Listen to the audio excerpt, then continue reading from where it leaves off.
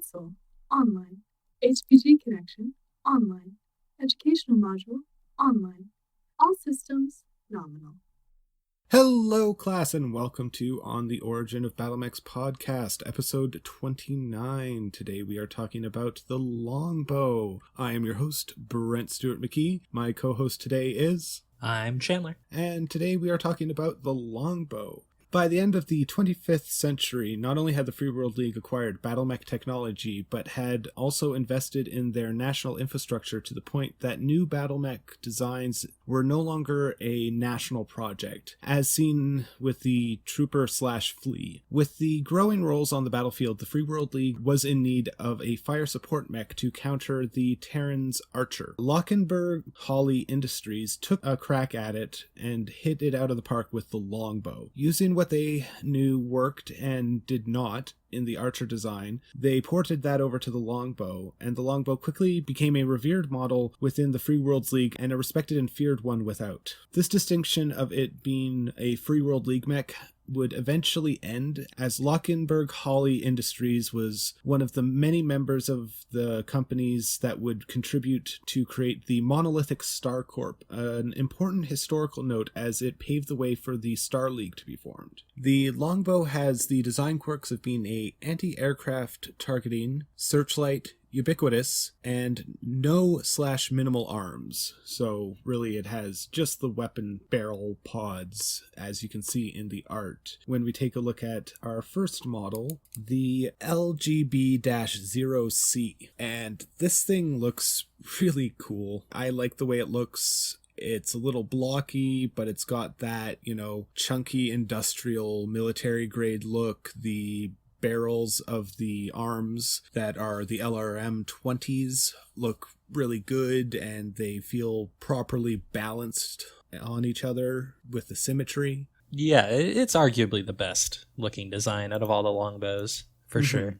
Yeah, I mean, my only complaint is the barrels of the lasers stick out and kind of break the flow of the rest of the design. So this guy's got a movement profile of 3.5. It's got a small laser in the head, a medium laser in the right torso, a medium laser in the left torso, an LRM-20 in the right arm, and a LRM-20 in the left arm. And it also has 6 tons of ammo for this, so you're going to get a number of shots off, but might be a little heavy on the ammo. Yeah. And it also has 15 heat sinks, so also not great on that heat, especially if you're opening up both LRMs and the medium lasers, but that's generally not how you want to use this guy. You're not looking to go into the brawl. This guy wants to be on the back line and firing on targets, raining down support fire from behind. Yeah, and those medium lasers and the small laser are really just there to make sure, in case some pesky light mech comes up, it can defend itself instead of just being, completely useless. It's got 18 salvos of LRM-20, so it could lay down the hurt for a bit, but it's definitely very ammo dependent. Mm-hmm. Yeah, the lasers are just in case anything breaks through. I find this interesting that it has a primitive cockpit and a primitive armor, whereas a lot of the ones we've seen in the past, it's been a primitive engine and not a primitive cockpit. So it's weird that came around again, especially with this being a quote-unquote later design. Well, the record sheet does say it has a primitive fusion engine, so... Oh, okay. Yeah. That being said, we are getting towards the end of the primitive era, so I wouldn't be surprised if we start to see a couple machines that have maybe 1 or 2 non-primitive tech and everything else be primitive. Yeah, and I mean, this one, it is only in use for about 40 years, relatively speaking, until it becomes extinct and obsolete, just because that's when all of the modern standard tech becomes standard. So a really interesting note on this design, and something that makes it, in my opinion, more versatile and useful than the Archer, and I love the Archer, is that the LRM systems are in the arms, which means that if it is retreating, it can torso twist and then rotate its arm to still fire into the rear arc as it is retreating, so it's able to engage properly as it is withdrawing, which you can't do with an Archer. Yeah, there's nothing this mech can't hit around it, especially with the extended torso twist. It's if you're near it, it's going to try to shoot you. Yeah, this thing is amazing. The only shortcoming it has is when it needs to deploy or when it needs to retreat. it has the issue of being overwhelmed. Yeah. But as long as it's set up and supported, it is very difficult to dislodge. Yeah, definitely calls back to its intended role of just being a fire support mech. It is not supposed to be on the front lines, and if it is, you're either running out of mechs or your lines have been breached and this guy's in trouble. Something has gone sideways. So it's probably going to be this mech. Yeah.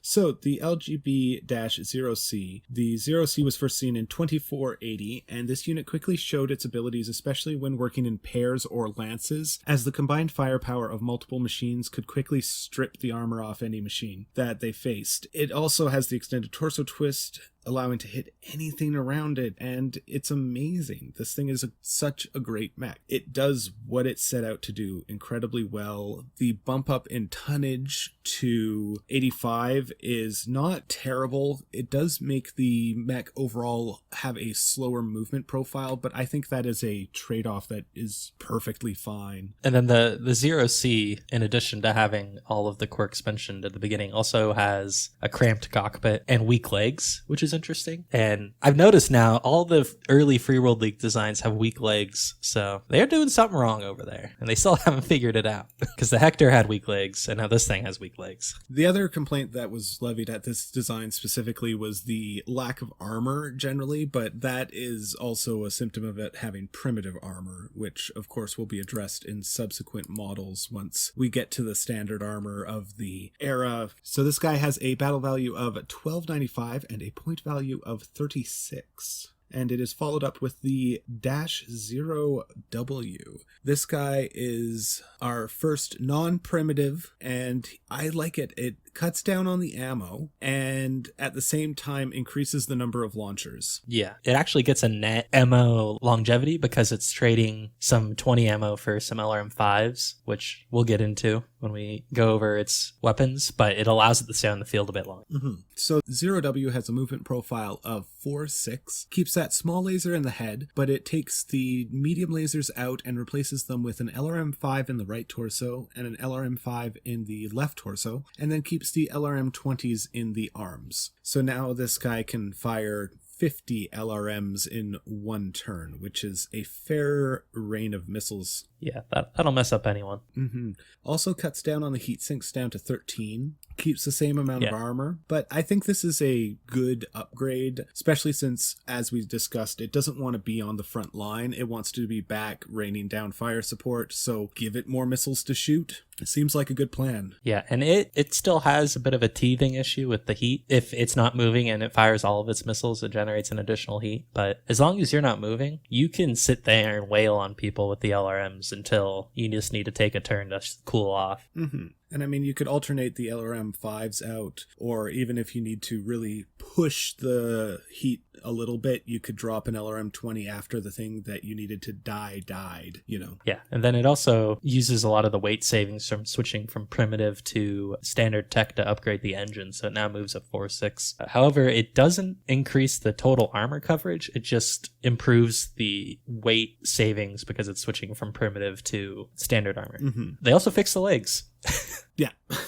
The legs are fixed. Yeah, it gets rid of all those primitive quirks that held it back. So it's got a battle value of 1337 and a point value of 36. And it is followed by the 7Q that was made in 2610 and designed to address the issues with the 0C and the 0W, but never reached the commercial success that the 0W did. It downgrades the engine and uses the tonnage to add an additional 5 tons of armor and upgrades its short-range weapons. This guy is pretty neat. It removes the small laser and it adds 2 medium lasers and keeps all the missiles from the previous one. So from the top, it has a movement profile of 3.5. It's got an LRM-5 in the right torso, a medium laser in the right torso, an LRM-5 in the left torso, a medium laser in the left torso, an LRM-20 in the right arm, and an LRM-20 in the left arm. It also has 4 tons of ammo, 22 single heat sinks, and it also increases the armor. So this thing's stats are amazing. I would definitely like this over any of the zeros. That being said, the art is less than amazing.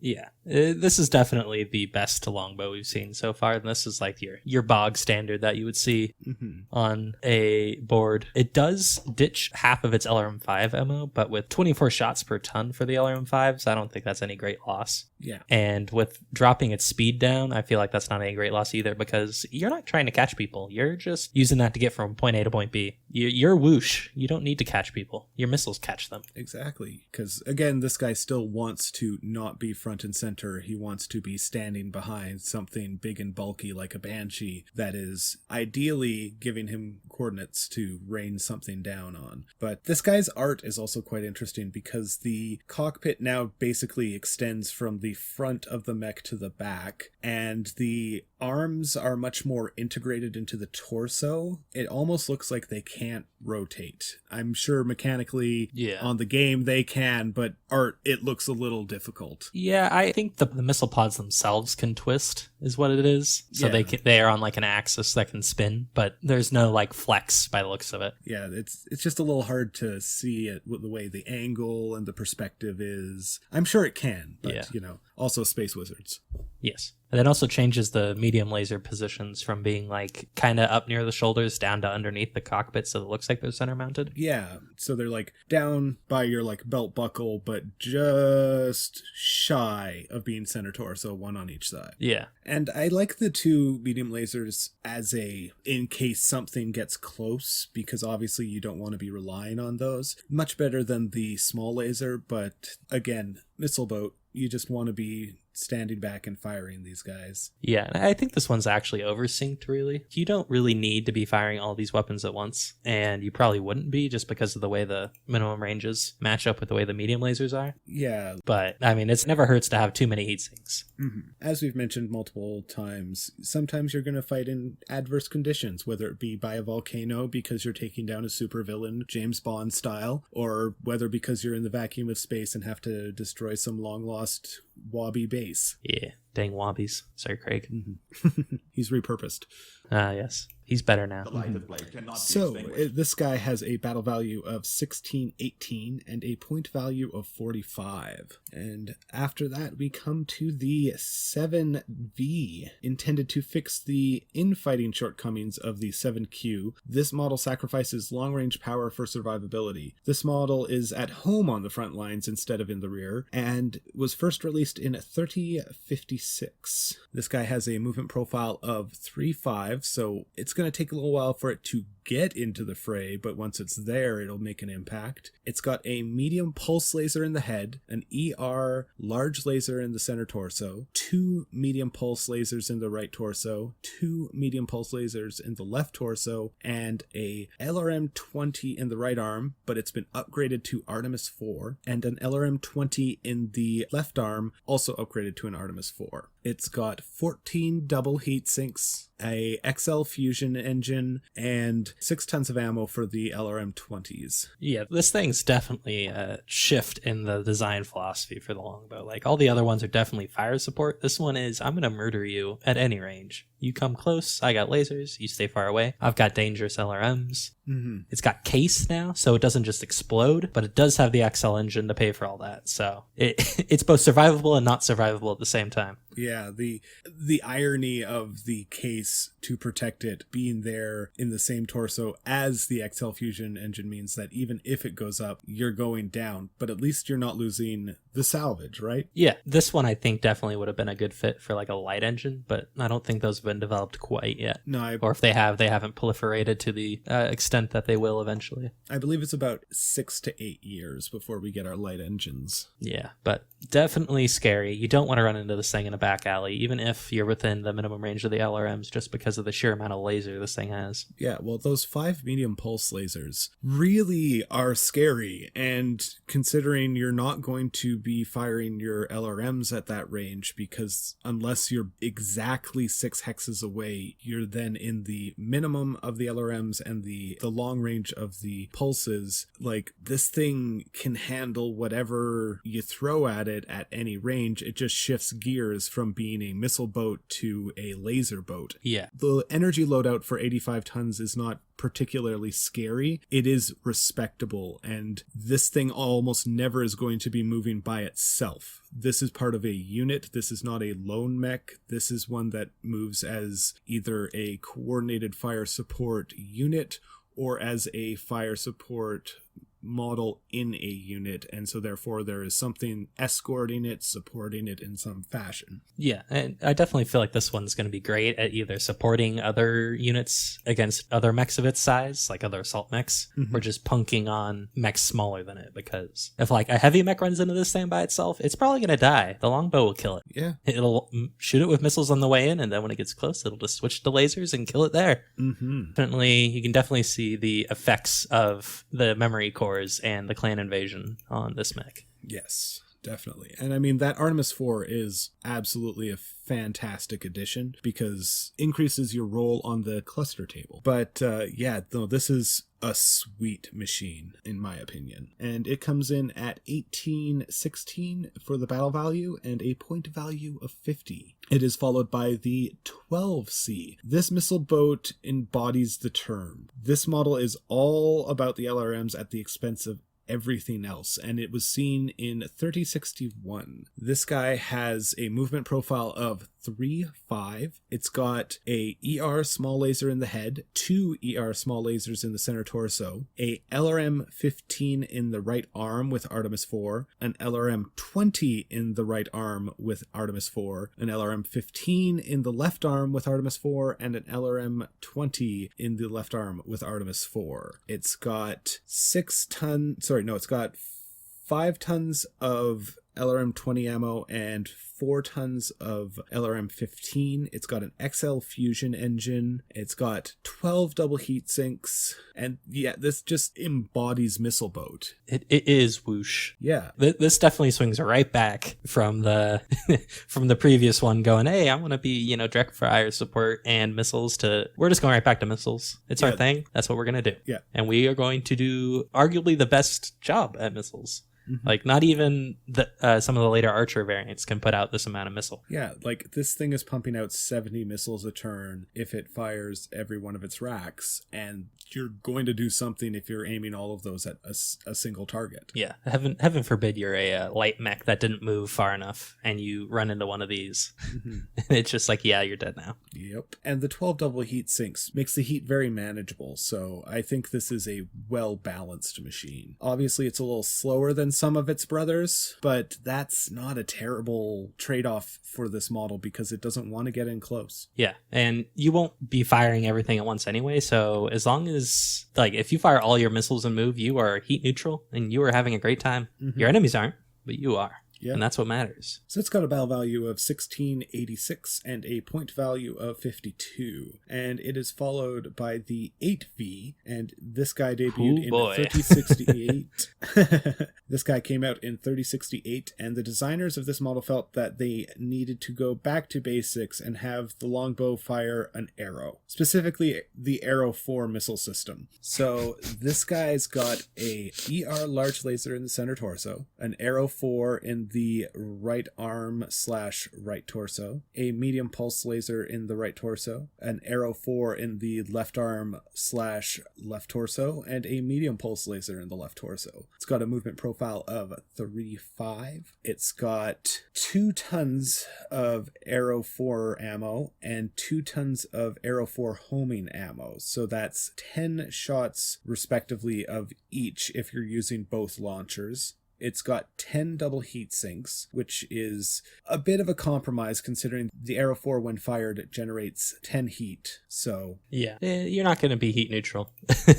Yeah, no, but that's okay. They put the ER large laser in there. You're an artillery mech. That's for when you run out of arrows after you fire all 40 arrows, because this thing actually has 4 tons of Arrow 4 and 4 tons of homing. This thing is a mean son of a gun, and it will rip your face off. I totally miss the ammo in the legs. That's not normally where you would store that, so, No, but, sometimes you have to make sacrifices.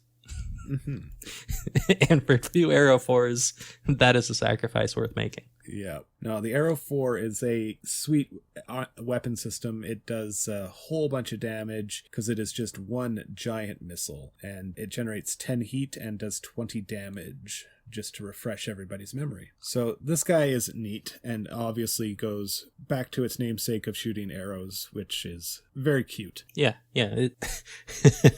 So it's got a battle value of 1808 and a point value of 59. Next one up, we have the Longbow 13 NAIS, which means it was developed by the New Avalon Institute of Science in the Fed Suns. And this one decides it's going to be fire support, but with autocannons, because who doesn't like autocannons? It has the movement of 3-5. It upgrades the engine, or downgrades depending on how you look at it, down to a regular standard engine. 10 double heat sinks, so you sink 20 heat, standard gyro, all the fixins, maximizes the armor potential, so it will not get killed easily, and replaces the missiles with light AC-5s. So in the left arm, you have 3 light AC-5s. In the right arm, you have an additional 3 light AC-5s. In the left torso, you've got an ER small laser. In the left leg, you've got an ER medium laser. In the right leg, you've got another ER medium laser. And then in both of the legs, you have a anti-battle armor pod, or B-pod, which is just there to keep those dang toads off of you. Also comes equipped with the ECM suite, just to mess with those Blakist C3 networks just a bit, since this is during the Jihad when this comes out, and a C3 computer for sharing all of the lovely targeting data you will have. Specifically a C3 slave. Yes. And this guy is weird. I don't hate it, but it is definitely taking the fire support in a different direction.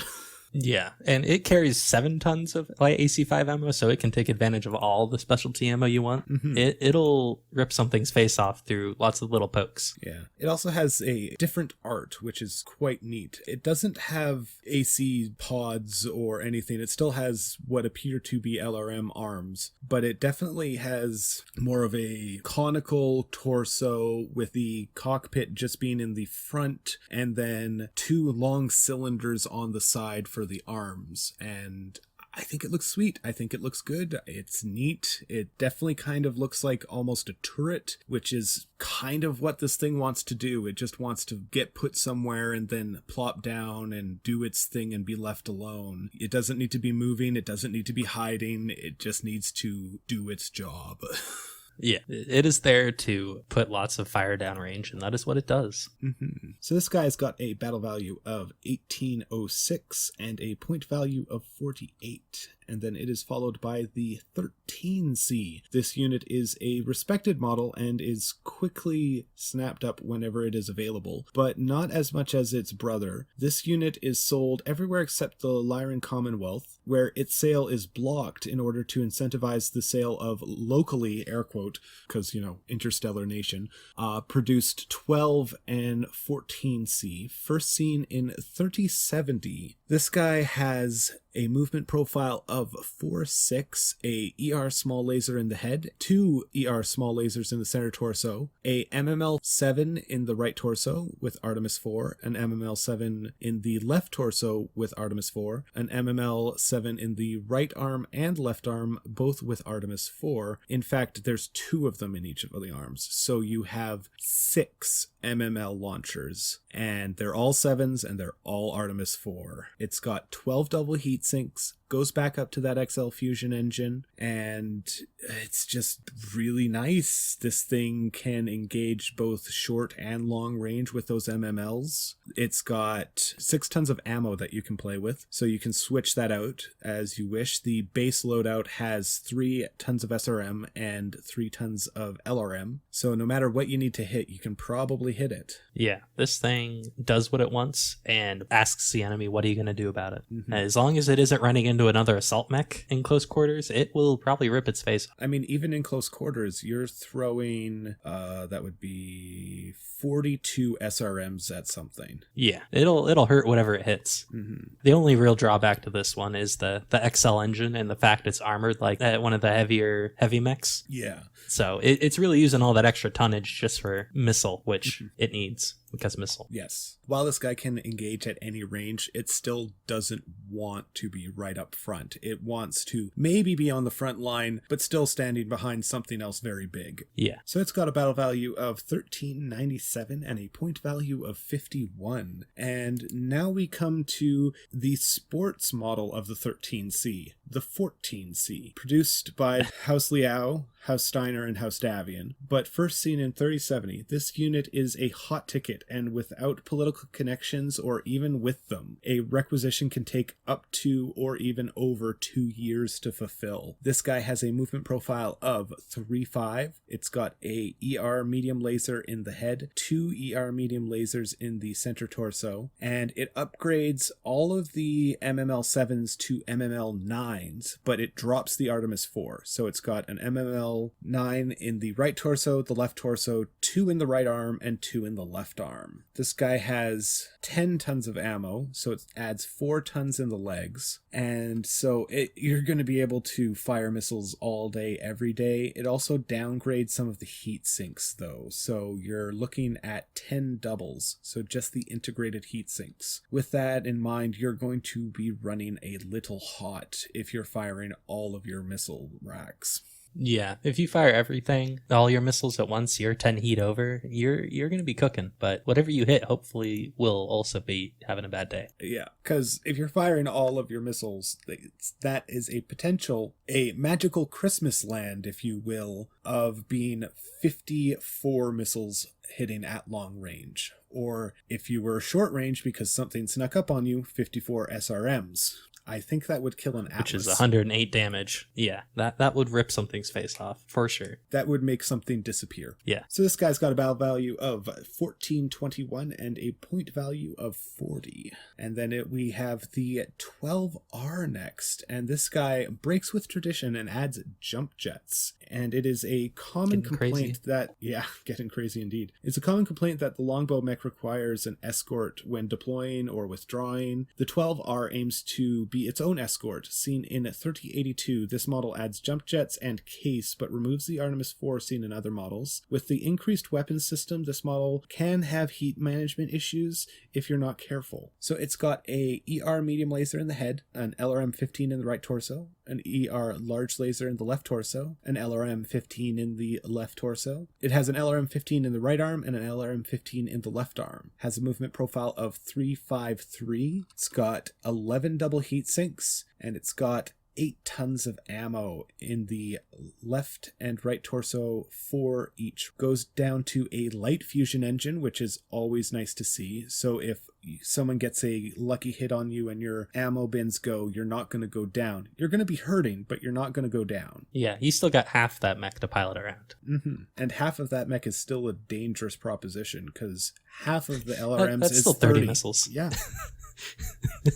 Fully operational, this can throw 60 LRMs downrange and theoretically an ER large laser if you really want to, go into the sauna.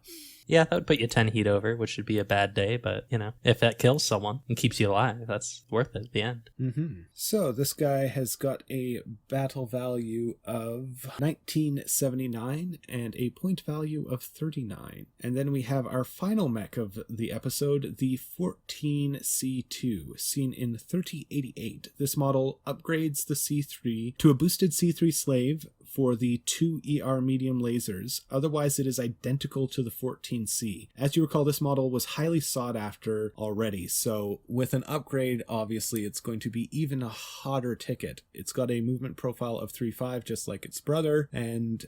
yeah, everything else is the same as we mentioned. It still doesn't want to be on the front lines. It still wants to be fire support, but it can still punch something real hard if it gets real close with those SRMs. So I think there's a bit of a discrepancy here, because I've got nothing saying the 14C or the 14C2 has C3.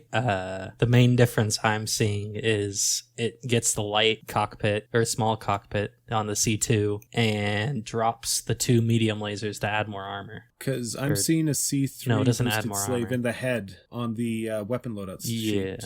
I'm not seeing that in Megamech or on Sarna. Oh, wait, no, I see it on Sarna. That's weird. Interesting. Well, the record sheet from 3145 New Tech, New Upgrades definitely has a C3 boosted slave listed in the head, which That's of weird. course is going to make your life a heck of a lot easier on those rolls if you're on a network and you want to be fire support. Yeah, that'll make your missiles deadly accurate, which is always scary for your opponent. And then with the boosted, they can't even mess with you until they get either 2 Guardian ECMs or an Angel ECM in the area. Which, depending on the campaign, can be quite tricky, depending on who you're facing. Tricky. Yeah. So this guy's got a battle value of 1291 and a point value of 45. Next we come to pilot profiles, and our first of 4 today is Chu-Ai Cedric Sevenson, and they were the commander of the 5th Sword of Light Sorensen Saber's Fire Lance. While his pilot skills are good, his real talent is in coordinating and directing fire for his lance mates. He was also a vocal supporter of the Rasselhag Underground and went AWOL after the FRR formation in March of 3034. Poetically and tragically, he was killed literally the day before the Canry's proclamation allowing members of the DCMS to leave for the Kung's Arm. Or Kung's Arm? Kung's Army. Yeah, it's got the little umlau, I think, over the E, or the... I'm not sure how to inflect that.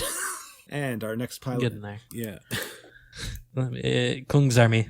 Kung's Army, there we go. So, our next pilot is Lieutenant Junior Grade Verkin Scuba Wajinski. Verkin has perfected the science of using bodies of water to offload heat, giving him the nickname Scuba. He will make a beeline for whatever river or standing body of water there is, submerging his legs and unloading at the targets as quickly as possible. Then, once his mech is on the verge of shutting down, he will immerse his entire mech in the water. Then, once the excess heat is bled off, he will re-emerge and start the process over again. While effective, this tactic has earned the ire of both his commanding officers and technicians, as this tactic with the rapid heating and cooling increases wear on the machine, netting more than double the regular maintenance time and costs. Even with this information, he refuses to change, so a little obstinate. Good old Scuba. Next up we have the Longbowman. Known only as the Longbowman, he is the hard point in the pirate Red Avengers Fire Lance. He is personally responsible for the deaths of countless civilians, and it is documented that he will target civilian structures and wade his longbow into gatherings of people who he will then crush. For this reason, he has a 1 million C-bill bounty on his head. Yeah, don't want to run into him. I don't like being crushed. The Red Avengers in general are not good guys, despite the Avengers. That's why the pirates. Yep. And then our last pilot, or pilots, is Captain Aaron Williams and Alice Hughes, a duo of test pilots at the New Avalon Institute of Science when the Word of Blake attacked on New Avalon. They deployed with the 10th Lyran Guards and the NSA cadre, and their actions allowed for the orderly withdrawal of those units, while taking on a level 2 of the 31st Division. Later they were reorganized into the 1st Davian Guard, and after the end of the Jihad, both returned to the NAIS, half rebuilt at the time, to teach urban combat. So nice to see that they pulled through and are going back to teaching higher learning, right? Yeah, it's always good to hear people who actually survived the Jihad. Yeah, because too few of the people we loved did. Never forget. Yeah. So for our data dive today, we are going to throw over to Chandler, who is going to talk about all of the whoosh. Well, not all of the whoosh, but some of the whoosh. The long whoosh. So today we are going to talk about LRMs, fittingly, as the longbow is almost always with LRMs. They are notable for being a very long-ranged weapon and are very common, as you will see as we go on in this series. For the development, they were first introduced in 2295, and they were perfected in 2300 by the Terran hegemony. Further development, they were first introduced in 2295 and perfected by 2300 by the Terran hegemony. They were designed for long-range missile fire, hence the name LRM, and dealing with large amounts of the ECM on the battlefield, and therefore they are self-guided missiles, so they don't need to talk to the mech or whatever fired them after they have been fired. They use an armor-piercing explosive warhead. With the technological advancements of the Inner Sphere, the explosive was not only the warhead itself, but the missile body and frame was actually also made out of the explosive, so the whole thing exploded when it hit something,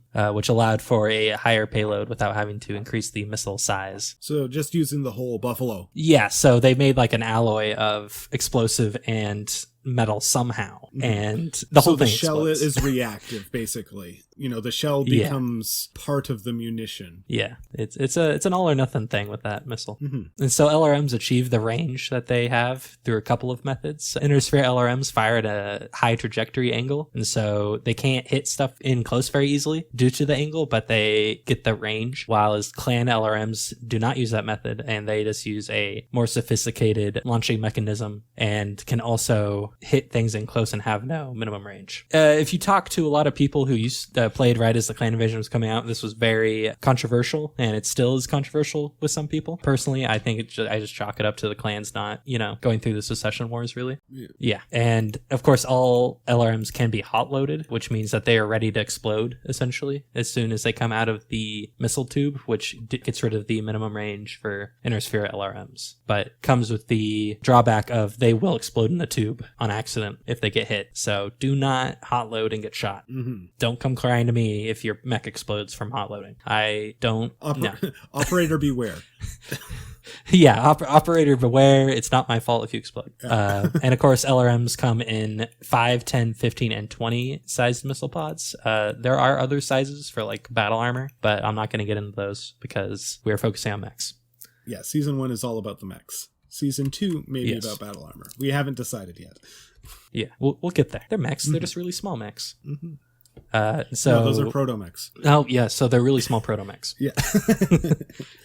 So besides the difference between Inner Sphere and Clan LRMs, there are actually 2 Inner Sphere variants for LRMs, Extended and Enhanced LRMs. Extended LRMs were designed in 3054 by the Federated Commonwealth to offset the Clan weapon range advantage. Extends the range of a normal Inner Sphere LRM, but also increases your minimum range. And then it's also incompatible with any missile ammo type enhancements, which we will get into shortly. They also weigh more with both the launcher and the ammunition. And eventually they do enter a limited regular production by 3082. These tend to not be very useful in a average game of Battletech just because the sheer range they fire at isn't usually taken advantage of. And then with such a large minimum range, you have to kind of be skirting the edges of the board just to not have to deal with it. But if you're playing like a large board game with like companies of mechs, these can be really useful depending on how you play. And then you get Enhanced, which were prototyped in 3055 and put into production in 3058 by the Federated Commonwealth again. And these do the exact opposite design as the Extended, where they try to reduce the minimum range of the LRM to compete with Clan LRMs. And they do this by using a more sophisticated army mechanism. And these are compatible with anything any other missile LRM is compatible with. So these can use Artemis 4, special ammo, narcs, tags, you name it, it can use it. So these are very good, and I expect to see these become much more common on mechs as the timeline goes forward and we start seeing more mechs come out with a lot of the more fancy tech. As we've seen repeatedly, it doesn't matter how good your weapon system is, if it can't integrate with other tech and other systems, it is going to always be niche. Yeah, so the Enhanced LRM definitely, I feel like, is going to come very common just because it's easily able to be shoved into mechs and not have to change a lot, since it can still use all of the extra toys in the missile department. And so, finishing up the variants of the LRM, we're going to get into the upgrades and specialty MOs. So, first off, we're going to touch on Artemis 4, which is very common, and we saw it during the episode today. Developed in 2598 by the Terran hegemony, lost during the Secession Wars in a then reintroduced to the Innisphere by the Free Worlds League in 3035. The way it works is it uses an infrared laser designator system. Sounds really cool. It improves missile accuracy by up to 35%. Crunch-wise, in-game, that just adds a +2 to your cluster roll, so your missiles tend to cluster in a spot more accurately, which means you have more of a chance to do more damage to a spot, punch through the armor, kill the mech, win the game, go home, have a beer. However, the missiles must be Aerofor compatible, so it's a special kind of missile. You can't just shove a regular missile in there and expect it to do great. And then every launcher must have its own Artemis 4 system, which increases your tonnage you'll have to have for each missile launcher. And then the missiles cost twice as much, so it's a pricey system to be sure. And then another drawback is that the indirect firing of the LRMs doesn't get any effect from the Artemis 4 system. So yeah, you need line of sight. Yeah, definitely has a limit. Yeah, it's a direct fire. Infrared spotter is a direct line of sight system, so yeah, it makes sense. So it makes sense. Yeah, it makes sense fluff-wise, and it makes sense crunch-wise. So good on Battletech. The clans, being the clans, said, screw this, we're going to make our own that's cooler, and developed Artemis 5, which was developed in 3061 by Clan Goliath Scorpion. It's essentially just an improved Artemis 4 system. You get a +3 to hit on the cluster table, and you also get a -1 to hit just for shooting. So you have a more of a chance to hit, and you have more of a chance to cluster. So this thing is scary. Do not take a mech lightly that has Artemis 5. It will rip your face off. Not like most clan mechs don't, but you got to be even more scared now. Yeah. It's definitely Jaws. Don't go back in the water. The downside to Artemis 5 is it weighs 50% more than a regular Artemis 4 system, and then it also is twice as bulky, so it uses 2 crit slots as opposed to the Artemis 4's 1. So definitely weighs a bit more, but if you're a missile boat, that's well worth it. If I have to say it for myself, I'd definitely take Artemis 5 over Artemis 4 any day. Yeah, I mean, if you're a dedicated missile boat, you want that to be as accurate as possible. Yeah. So moving into the specialty ammos. So the Innisphere being the Innisphere, they decided that a standard explosive isn't fun. They decided that we need to make very specialized different kinds of missiles. And so bigger boom. We need bigger boom. Yeah, as expect, you get a multitude of missile types, and this applies to any sort of ammunition using weapon with the Battletech, but definitely with missiles. To start with, we're going to go with the simplest, which is the Deadfire missile, which was developed by the Draconis Combine to offset weapon costs. And they did this by replacing the guidance system with a bigger payload. So instead of spending all that money on fancy electronics, they just filled it up with more explosive, more boom juice. Essentially, it does an additional point of damage, but has lower accuracy. So depending on which book you're using, for TAC Ops, you roll 3d6 and choose the worst 2 for your cluster table. And then for Interstellar Ops, you just get a straight -3 to your cluster table. And then you also have slightly less range. So depending on what books you're using to play, and then also how Catalyst going forward is going to condense the rules into certain books and decide which rules take precedent over other rules, we'll see which one becomes the norm. Deadfire missiles aren't exactly common anymore, as they're eventually replaced by MRMs with the Draconis Combine, so medium range missiles. So these really aren't too common anymore, but I'm sure they're still produced by like the periphery just because it's really cheap. You're just, instead of putting in the electronics at the end, you just put in more explosive and call it a day. Yeah, cost effective is a thing. Cost effective is a thing. Next up, we have Follow the Leader, which was developed by the Star League, lost during the Secession Wars, and then reintroduced briefly during the Clan Invasion by the Federated Commonwealth. Who would have thought? But then eventually was discontinued just because of expenses and mixed results. These missiles are incompatible with any aim assistance, so no narcs, no Artemis 4, no Streak, no fancy toys, which is another strike against it. And the way Follow the Leader missiles work is the system essentially chooses a single missile to have all of the missiles follow. So it can have all of the missiles hit a spot and just punch straight through a mech, or they'll all follow the wrong missile and just go off and destroy that tree that someone planted years ago. So it's like it's a problem. Streak, but instead of always hitting, it will always fire and sometimes hit. Yes. So crunch wise, it's a +1 on the cluster table and a +2 to hit. So you're going to have a harder time hitting, but if you do hit, you're going to have a better time with missile clustering. And that's probably why they were eventually dropped again by the Federated Commonwealth. And then also during the 3050s, they're just having a bad time in general, as I believe 3050s, that's during the Civil War. So they don't exactly have the time to be building Follow the Leader. 3050s was not the Civil War. That would be the 3060s. Well, but bad was, times all around still during the 3050s. Arguably, like the late 3050s is when the Commonwealth split. So depending on how you want to count the start, air quotes there, of the Civil War. Yeah, so that's follow the leader ammo. Next up, we've got heat seeking, which is pretty simple. It's what the name says. They seek heat. Pretty crazy. They do this by removing the regular guidance system and putting in a heat seeking guidance system. So they do not use their regular guidance at all. Developed in 2340 by the Terran Hegemony. They are very effective against hot targets, so overheated mechs hit by infernos or any sort of heat generating weapon. However, they can ignore targets that don't have sufficient heat or will go after a fire. So you do have to be kind of careful using these. They get a bonus to hit based on the overheating level of the target. And then if the target is not overheated or tracking heat, you get a +1 to hit. And then if it goes over a fire or like through a fire for the firing arc, it gets a +2 to hit. So these are very niche. I'm actually kind of surprised they're still produced. I feel like this is one of those ones that would have just gotten kind of tossed out the window and like they're kind of useless sometimes. We'll put this in the archive for very, very rarely.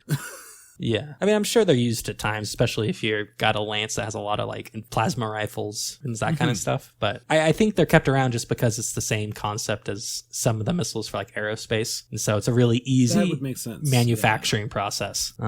Next up, we've got fragmentation ammo, which was designed to just wipe out unarmored infantry, which is not battle armor. So like nowadays it would be, you know, your ground pounders. Developed by the Free Worlds League in the 3050s for the modern version. I wasn't able to find stats for this, but I'm assuming it just murders infantry. All the other fragmentation specialty ammos I've seen are absolute horror for regular infantry, and I'm assuming this is no different. Well, any sort of explosive ordnance is not good for unarmored targets. Yeah, I mean, if regular explosive ordnance is scary for regular infantry, I can't imagine what something designed to be scary is.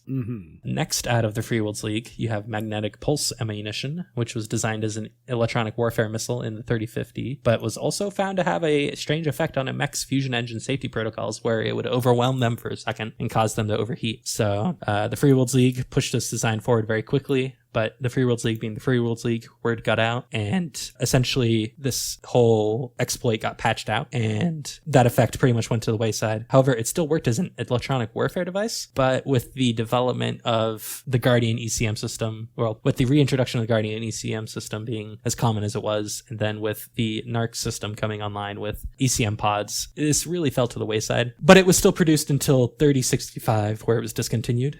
Crunch-wise, the missile heats up a mech for every 5 LRMs that hit, and then imposes a +1 to hit on the target shooting for the next turn, no matter how many missiles hit. So it has a purpose, but I definitely understand why it was discontinued. Sounds like it would be part of a TSM unit, you know, something to shut stuff down and keep them from escalating, try to overwhelm them, you know, that sort of police action. Yeah, Mr. Police Irby has these. Next up, MultiPurpose Mo, which was designed by Clan Goliath Scorpion as a combination of a missile and a torpedo for their Undyne suits, but spread to other users of LRMs. Can be used above or below water, and pretty much works the same as a regular LRM. It just can fire underwater, so pretty cool that way. But the drawback is that they do weigh twice as much, so you get half as much ammo per ton, which kind of sucks. Also very niche. Yeah, also very niche. But I mean, if you're fighting underwater, you don't really need as much ammo. You just need to punch through, and then all of a sudden the mech crumples because water got in. Yep, shorts everything out. Next up, for more common, we have Thunder or Fast Scam ammo. This is non-compatible with any sort of missile assist technology, so no NARCs, Artemis, TAG, any of that. It's first fielded in 2621, and they deploy minefields, so that's not scary. And it was reintroduced by the Federated Commonwealth in 3052. These missiles essentially have a ton of submunitions on the inside that are mines. So you fire them in an area, and then it explodes midair and showers the area in mines, and you got a minefield. Ta-da! The CCAF, so the Compelling Confederation, is the largest user of Thunder missiles, which they've used to offset the fact that they are a smaller nation. So they supplement their numbers with minefields, which tends to not be looked kindly upon. And a lot of the other great houses just don't use Thunder ammo just because they don't like the idea of having lots of minefields everywhere. Well, I mean, I think we today, in the world we inhabit, have come to the consensus that minefields are generally bad and we don't want them anymore. Yeah, so I'm assuming there's also a general consensus to an extent with the Battletech universe, but with the way the Ares Convention is ignored, I'm sure people ignore that all the time. Yep. In 3057, the CCAF developed an updated version of Thunder MO, which incorporated the ability to use numerous different mine types, which we will get into when we cover mines at some point in the future. But it effectively just gave the Thunder MO the ability to deploy different kinds of minefields instead of just an explosive mine. Mm-hmm. And crunch-wise, the MO generates a minefield the size of the missile launcher. So if you shoot an LRM-5, it deploys a 5-point minefield. Pretty self-explanatory, pretty simple. Don't walk on top of the minefield once you deploy it. It will blow your leg off. And don't come crying to me when you do it. Yeah. Now, does it deploy the minefield to multiple hexes, or is it confined to one hex? One hex. But if you have multiple missile launchers, you can spread it around. Yeah, each missile launcher can target a specific hex. Yeah, so if you've got 4 missile launchers, that's 4 minefields. So the Longbow, it can be a mine layer for a day. Yeah. Next up, we've got the Mine Clearance MO, the counterpart for Thunder MO. Advanced prototype in 3069 for the Fed Suns, and it was deployed in response to the CCAF using lots of Thunder munitions. These explode the mines by generating a shockwave above the ground that simulates the weight of a mech and causes all the mines to explode. Mm-hmm. These missiles do 25% of their normal damage to non-minefield targets, so a mech, a tank, some dude on the ground, whatever you're shooting it at. It reduces the minefield by the point of the launcher, so if you hit a minefield with 5 missiles, it reduces the strength of the minefield by 5. So a 20-point minefield would go down to 15, and so on and so forth. I do find it kind of funny that the Federated Commonwealth developed Thunder MO again for the Inner Sphere, and then immediately the CCAF got their mitts on it and was like, this is ours now. And then the Fed Suns had to figure out what the heck to do about that. Yep. And just 3 left, guys. No worries. Next up, we've got Semi-Guided, developed in 3057 by the Free Worlds League, and it was designed to be used with a target acquisition guidance system, tag system. I believe I got that correct. And essentially, it's designed to be able to be spotted for, and it guides it. It's like a laser-guided missile nowadays. These are nice where they operate as a normal missile if they are not spotted for and are compatible with like Artemis and everything if they're not being spotted for. However, they do cost 3 times as much as a regular missile, which is a bit pricey, but for how good they are, it's worth it. They are uncommon outside of the Word of Blake and the Free Worlds League. So for those of you who are past the Jihad read, only uncommon outside of the Free Worlds League. So crunch-wise, these things are crazy. If you have a tag on the field, you want semi-guided ammo. They ignore the +1 to hit for indirect fire, so they have no penalty for indirect firing. They ignore the movement modifier for the target and the spotter, which usually if you are indirect firing, you have to take into account the target's movement modifier and the spotter's movement modifier. And then they also ignore the terrain penalty from the target. So they just murder things. If the guy is in heavy woods, moved his full, he's got like a TMM of like 7, it doesn't matter. If he gets hit by a tag, you are hitting him with these missiles, and he is going to not like his day. Yeah, just homes right in. Yeah, it's a bad time. Bad news bears. Not for you, of course, since you're the one using it. But surprisingly, the clans have not replicated this technology, and it's mainly because they're not really into the whole assisted combat. It's the clans being the way they are, it's a lot more, I am my own soldier kind of thing. Due to their social conventions. Yeah. However, it's well within their technological hub, their roundhouse, to develop these. So as soon as they get over that, I'm sure they'll have their own version. And I think rule-wise, there might be one. It's just not an official thing. Next up, we have Smoke Ammo, which is really easy. Essentially, it just replaces all the explosives in a missile with smoke-generating explosives. It is developed by the Inner Sphere to deal with the clan weapon range advantages during the clan invasion, because clan weapons have stupid ranges, and the Inner Sphere had no idea how to deal with it. These, when they hit an area, fill it with smoke. So depending on the size of the missile launcher, you'll get either like light smoke or dense smoke. However, these still explode inside the mech normally, so don't get shot in your ammo bins and think you're fine. You're not. It will blow you up. The missile still has the propellant to get the smoke where it needs to go. Yeah, so it still hurts. They definitely are useful in a lance sense. So if you're one mech, it's not quite as useful just because you're using a turn of your shooting to generate a smoke field that won't affect that turn. But if you've got like 4 mechs on the field and one of them's got missiles that aren't in range, you can start laying down smoke fields to give you guys cover and try to keep your other mechs alive long enough to come to grips with the enemy. Yeah, it's definitely a coordinated effort of a unit sort of weapon system as opposed to a stand-up and slug sort of weapon system. Yeah, definitely one to keep in the back of your mind, kind of the Swiss Army knife of missiles. If you've got a lot of ammo tonnage, it's always nice to kind of just have a ton of it sitting in the mech just in case. Just like it's always nice to have a ton of SRM Inferno ammo just in case. Yeah. So finally, we have Swarm ammo, which was developed in 2621 by the Terran Hegemony to replace artillery for battlemechs, and it was essentially designed to replicate splash damage, where it would cover an area with missiles. They're very similar to Thunder munitions, where each missile has a sub-munition that separates near the target. However, they never really came into favor due to the friendly fire potential and cost, because these missiles don't recognize whether your best friend is underneath it or your worst enemy. It will just hit them. I've been on the receiving end of that, where I was in my hunchback and one of the players on my team fired swarm LRMs at a enemy. The missiles missed and hit my mech and blew me up. So that was fun.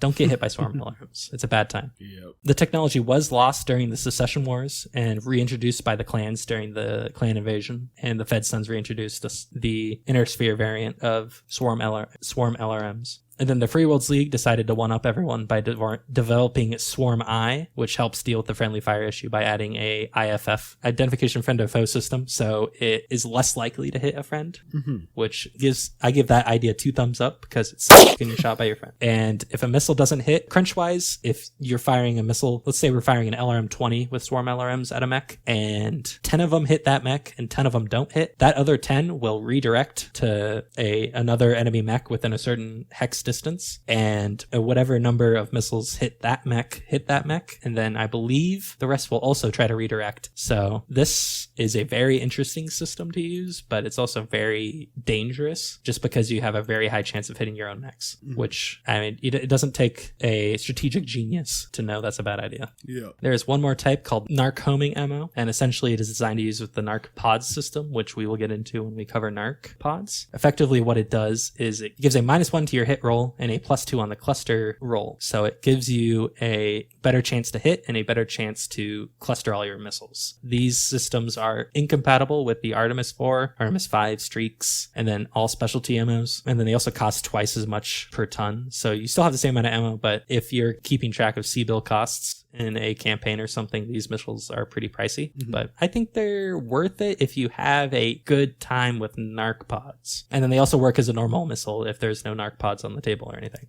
But definitely a bit out there. Narc pods tend to not be very common, so very niche. And that wraps up all of the normal specialty ammo types. There is a couple I didn't cover, such as acid or anti-TSM, just because they're either A, not very produced, or B, are ineffective in current time frame due to improvements to so Alrighty. that is LRMs in a nutshell. A number of these we might touch on again due to them having a dual role for SRMs. So that's the data dive for the day, guys.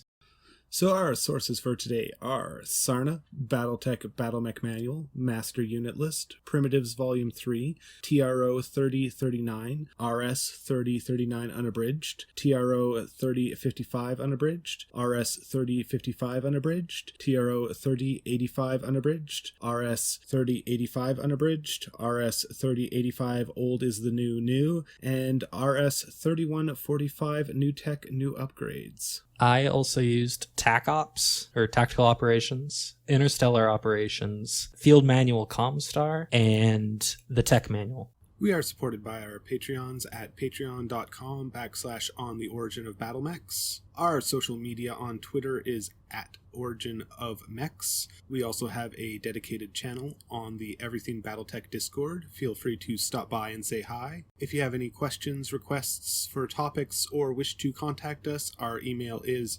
ontheoriginofbattlemechs@gmail.com. If you enjoy the show, I encourage you to let your friends know about us and to leave a review. Special thanks to my friend Laura for the intro and outro. Class dismissed. Everybody have a great day. Stay safe out there, pilots. Module complete. System standby. Would you like to load the next module? Next up, we got MultiPurpose Mo